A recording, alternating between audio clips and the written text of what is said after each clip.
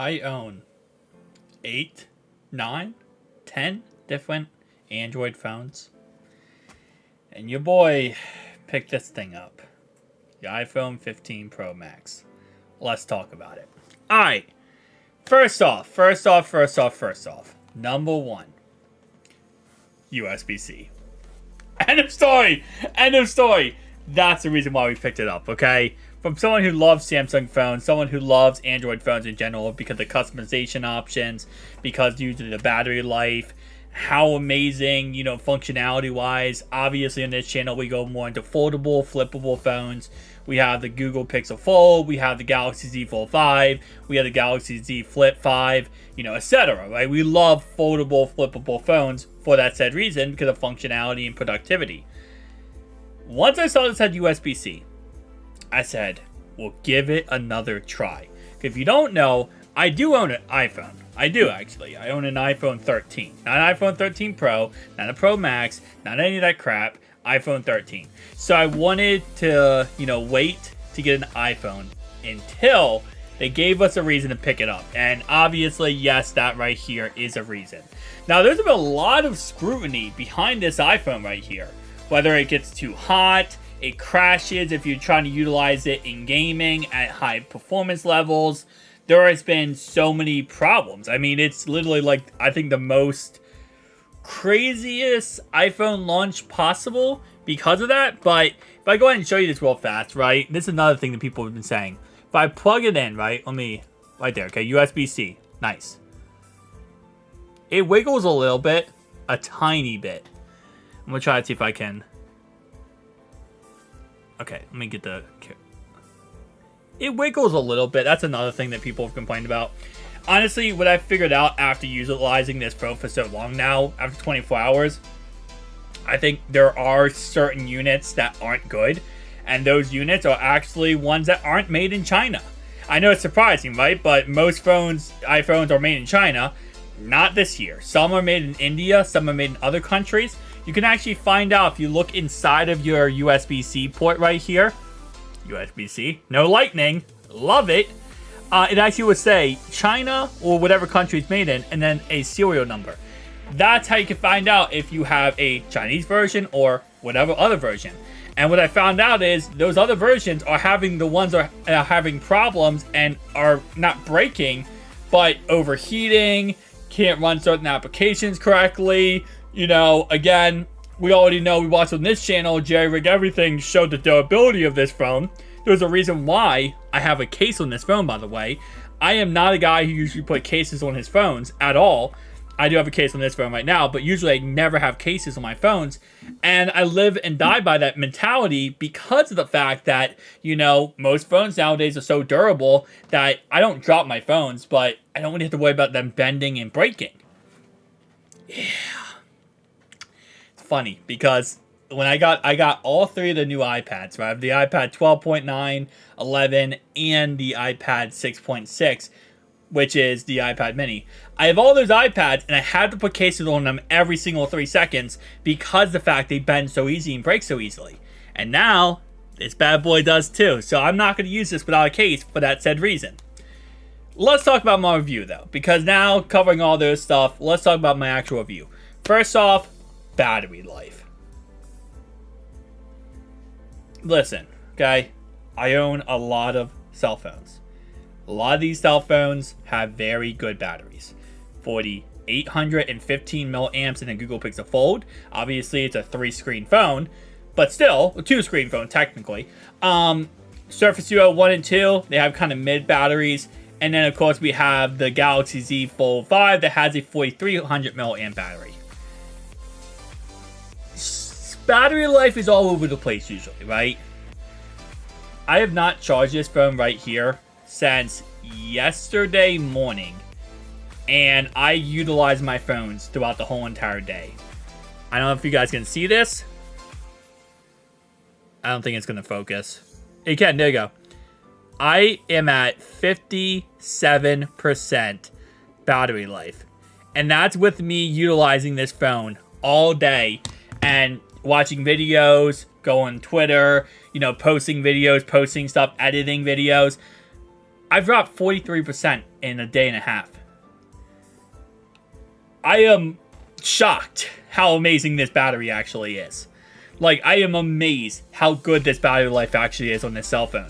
And it's to a point where it's like, this is really amazing. I'll be honest with you, this is actually really amazing. Now, of course, you guys do not know, my main daily driver right now is my LG Wing. I know that's a phone for 2020. I went back and started utilizing it more because I wanted to do a series where I actually started using it as my daily driver. So this has become my secondary device, which has replaced my Google Pixel Fold. And the battery life being as good as it is on this device, it's a game changer. It's an absolute game changer.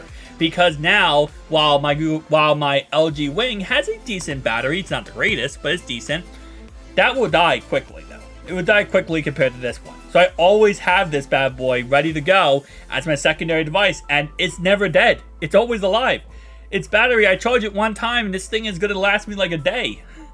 It's amazing to say that, because not every single cell phone nowadays can say that. Some can, some can't. Obviously, I know, for example, a really great cell phone, ironically enough, battery life-wise, is the Galaxy S23 Ultra. That's an amazing battery. It has 5,000 milliamps, and yeah, very comparable to this bad boy right here. But I just gotta say, overall, bravo to Apple for battery life on this bad boy, because it is so freaking amazing. Second thing I will say, I don't love iOS. I really don't. I love, Android. Right now, Android 14. I love the Android experience, being able to download different launchers, go with Square Launcher, go with Launcher 10, go with all these different types of personalization options I can do. And I like really customizing every little detail about my phone. I will say iOS has done a really great job over the last couple of years of really adapting some of those ideas and adapting some of those, functionality pieces. And it is definitely not as good in any way, but I think it is subpar at this point. And I will say I have enjoyed, to a certain long degree, my experience on iOS. Not as much, I will say, as my Android experience, but on iOS, it's not bad. It's not bad at all. Okay, it exists. It exists in a universe far, far, far away. Okay. Here's what I'll say about this device. Right, cameras are amazing. I'm not going to run down every little detail of stuff you already know. 120 hertz is nice. I have it on all my devices. Okay, Android has had that for like 4 years now. Congratulations, iOS. I think the iPhone 14, I believe, was the first iPhone with 120 hertz. Or was it iPhone 13? It might have been 13. I think it was 13, first one. But anyway, though, that's awesome, right? That's a cool feature, whatever. Android's had that for 4 years. We'll say it like this, and I do like the action button too. I can set it to be the camera function, and it instantly goes to the camera within seconds. Again, Android! There's a lot of things that Android has already had, but, iOS is Apple's getting there. I'll say it like this, right? I do love this phone. I do. And I know so far this video doesn't sound like I love it as much as I would, make for my other phones, like my Z Fold series. But that's also because those phones are special, right? They're productivity monsters. They really push the boundaries of what technology can be. They do so much amazing things, for the industry. That's also why it excites me so much with those phones, because, they're awesome. I mean, you're going from a regular phone to a tablet. This phone, with everything being said, I know it has an amazing new chip in here, okay? I know that, but these two phones, a lot of similarities between, right? Now, you could make the same argument for Android, right? Android does the same thing depending what the company you go for. Samsung is known for that. They usually upgrade a little bit here and there. But I will say, in a Galaxy Z Fold 4 to 5 is pretty much the exact same phone. But what I will say with that aspect is that, I mean, not just the internals. I'm talking about how it feels, how it acts, how it interacts with things. It's pretty much the exact same concept.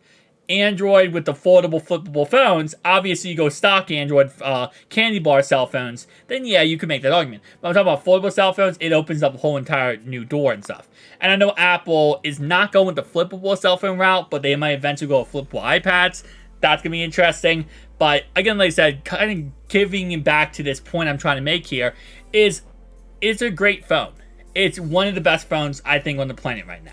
And I'm not really the guy who loves candy bar cell phones, but even for someone who doesn't love candy bar cell phones, I can appreciate how great this phone actually is. You know, I love the beautiful display. It's a humongous display. I'm happy I did not go with the 15 Pro, because looking at this now and kind of like giving a general look at it, I really do like the bigger display. And I, ironically enough, haven't really been that crazy of a I want a huge display kind of guy for a bit of time, because, you know, until I got my LG Wing that has a 6.8 inch ALTUS display, that's when I was sort of like, ooh, I kind of like how displays being a little bigger. But I was always like the kind of like, I like smaller displays. But no, I gotta say, this phone's actually pretty dang amazing. Coming from someone who did use an iPhone 13 mini on this channel as my daily driver for a good amount of time, this is definitely a different experience.